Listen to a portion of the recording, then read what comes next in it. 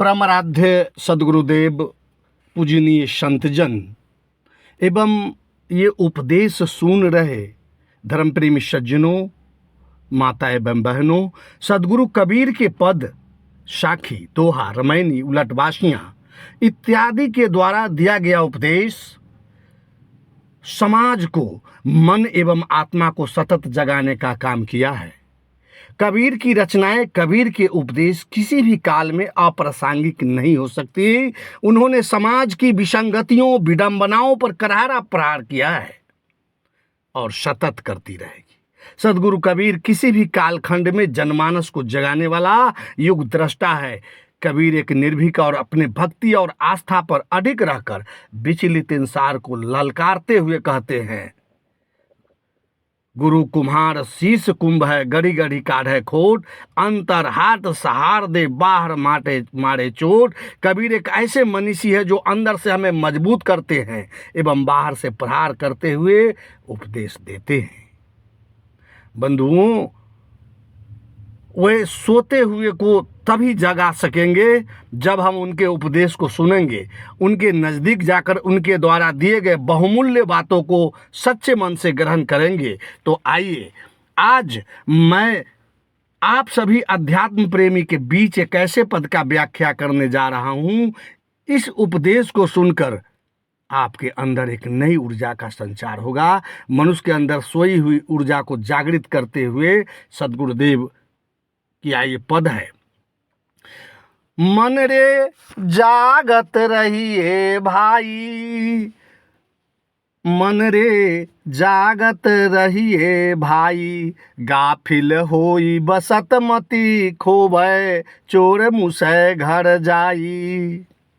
सठ चक्र की कनक कोठरी, बस्त भाव है सोई, ताला कुंजी कुलफ के लागे, उगरत बार न होई।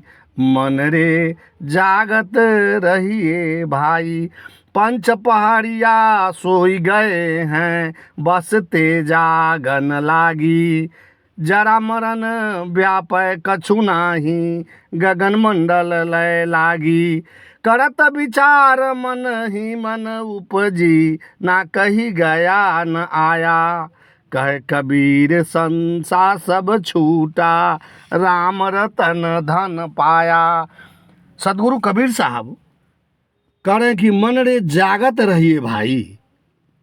मन के अंदर जो विवेक शक्ति है उसे जगाते हुए कहते हैं कि मन रे तू जागते रहो, एक क्षण भी गाफिल में नहीं रहो। गाफिल का अर्थ होता है बेसुध, मूर्छित, बेहोशी।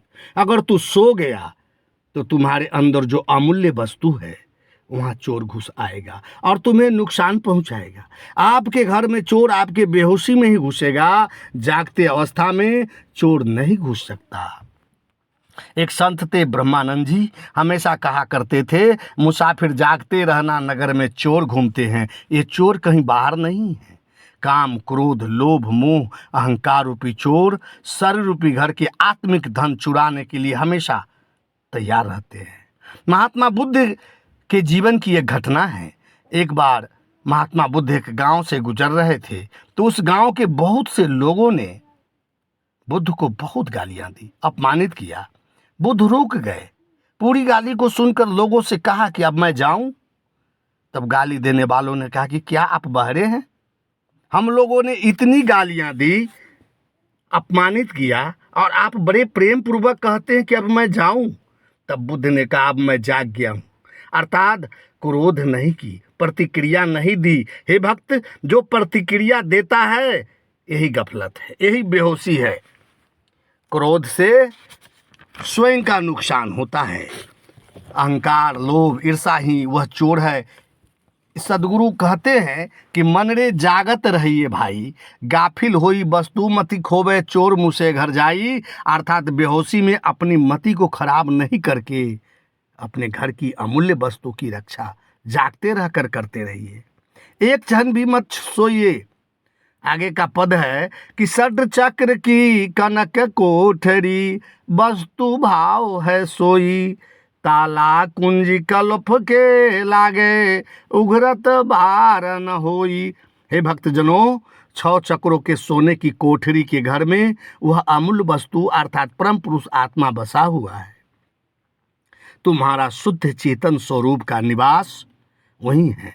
उसे चेतन स्वरूप में साधक को स्थित होने के लिए सद्गुरुदेव उपदेश देते हैं।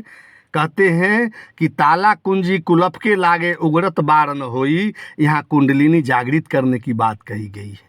अगर काम, क्रोध, लोभ, मोह, अहंकार पर हम विजय प्राप्त कर लेंगे तो हमारा कुंडलिनी स्वतः जागृत हो जाएगी। और यही है कुल्फ की चाबी।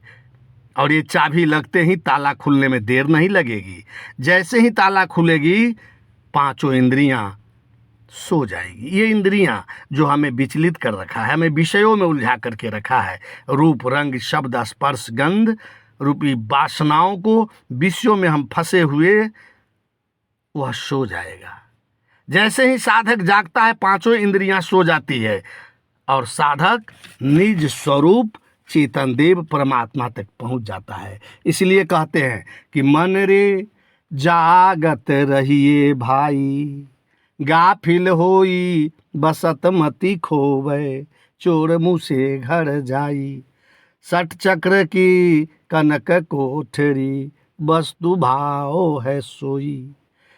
ताला कुंजी कुलफ के लागे, उघरत बार न होई। 5 पहिरवा सोई गए हैं, बसते जागन लागे। जरा मरण व्याप कछु नाही, गगन मंडल ले लागे। हे भक्तजनों, जैसे ही निज स्वरूप का साक्षात्कार होगा, उसके बाद न व्यक्ति का जन्म होता है न मृत्यु होती है। जन्म मरण शरीर का होता है, आत्मा जन्मा है, अविनाशी है।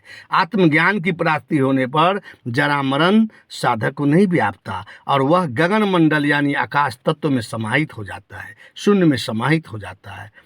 वह शांत हो जाता है। उसे सुख दुख, मान अपमान, जीवन मृत्यु का अनुभव ही नहीं रहता। कहते हैं कि करत विचार मन ही मन उपजी, ना कहीं गया न आया।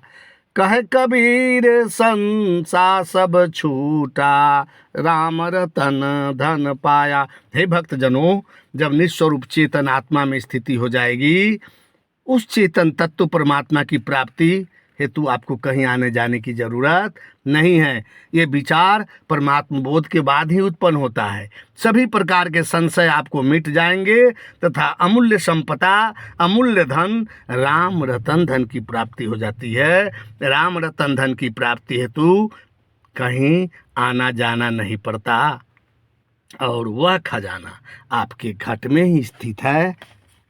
शाहबंदगी, शाहबंदगी, शाहबंदगी। मन रे जागत रहिए भाई।